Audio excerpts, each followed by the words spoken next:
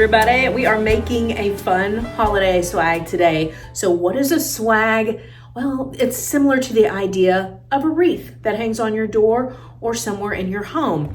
In this case, our swag looks like a vertical layering of natural materials, natural greenery. And this can be derived, from store-bought, from your property. You definitely can mix and match different textures here. And you create a tie at the top like this, made out of festive ribbon, or you could use wire or what is it called? The twine, I guess. And so even indoors, you could do something like this. You can drape it on your staircase on a little knob here and have it as a nice corner accent piece. Now this is an example of some greenery that you can pick up at Kroger. Kroger's gotten really good over the last couple of years of having greens on hand.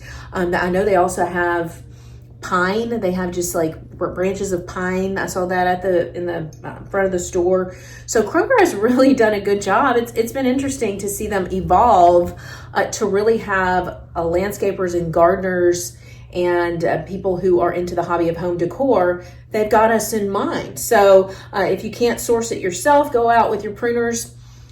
You can just purchase bunches of greenery like this.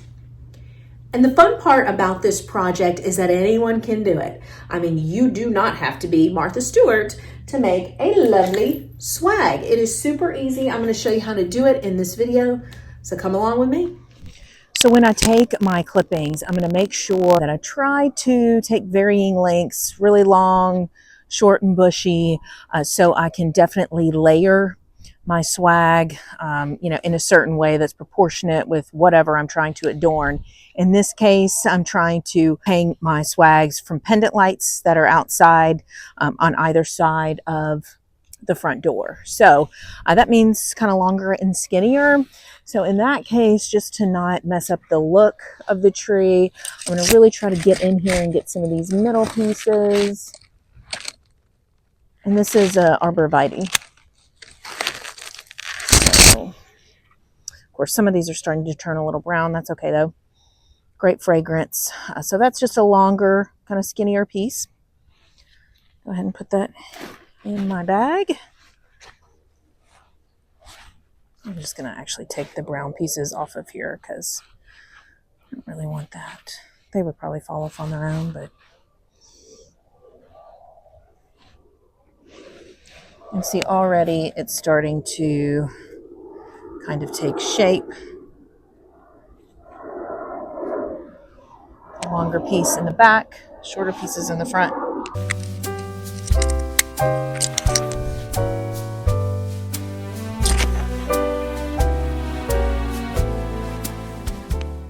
Now, I just found the most perfect example of a good back piece, a good kind of base that you can work with is this size.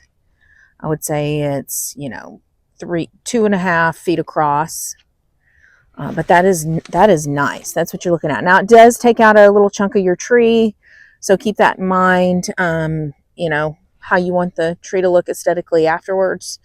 But I think this is the perfect example of a nice foundation for your swag because it's long. The smaller branch drapes over the longer, and that gives you a good establishing point. This here low-hanging branch of my pine tree in my backyard is a perfect example of something that's low-hanging fruit, right? It's low-hanging. It probably needs to go anyway, so I'm just going to lop off a bunch of this. I don't have to be particularly thoughtful or careful about how I do this since it's going to come off probably anyway if my husband has his way. But you can see a lot of nice pine, very fragrant. This is going to be a nice textural contrast to the arborvitae and any other type of evergreen that you want to work with, like holly. That can be great. I'll probably go out and snip some of that too, especially with the berries on. I'm not sure if the berries are there right now, but my taxus bush outside, my foundation planting in the front yard, it does have berries on it. Now those berries are toxic, so be careful if you decide to to munch on those. I would probably suggest against doing it. I believe it's the pit that's toxic. So I've got like quite a bit to work with right now. I think I'm going to go with this and see if I can get 2 swags out of it. You could even do something like a little bell here. Cute. That's so cute, isn't it? That's precious. So you really can play with this, and you can make it as Christmassy or not. Voila, finished product right here. So pretty. This is the buffalo plaid at the top. That bow, I really love that look. I have, for some years, been really into that look. And then I also put some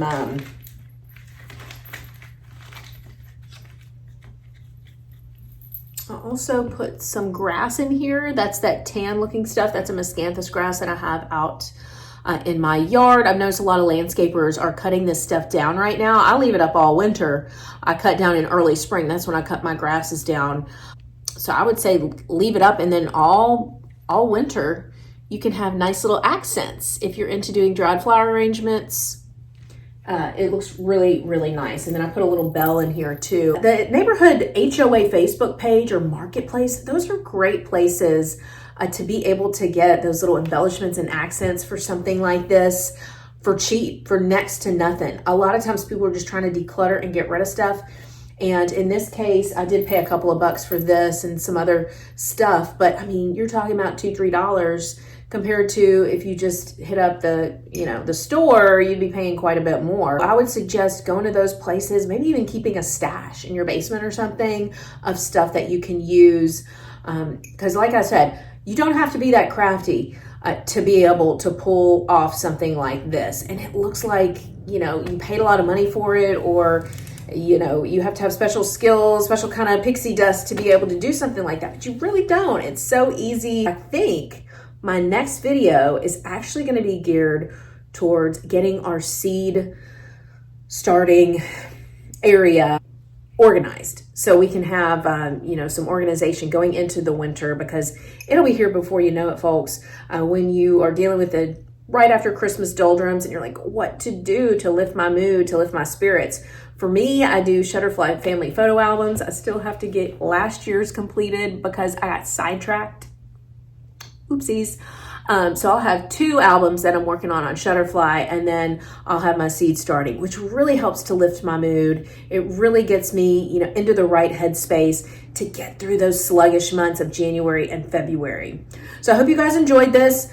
I highly encourage you to go out with your gloves and your pruners and just start snipping away. Now keep in mind with evergreens that you can't put it back once you take it off. Typically evergreens, we don't prune very hard. So just keep in mind, I try to go for the interior branches so that the look of the tree is not changed or modified or, made to look like, oh, there's a hole there. Why are all those branches missing?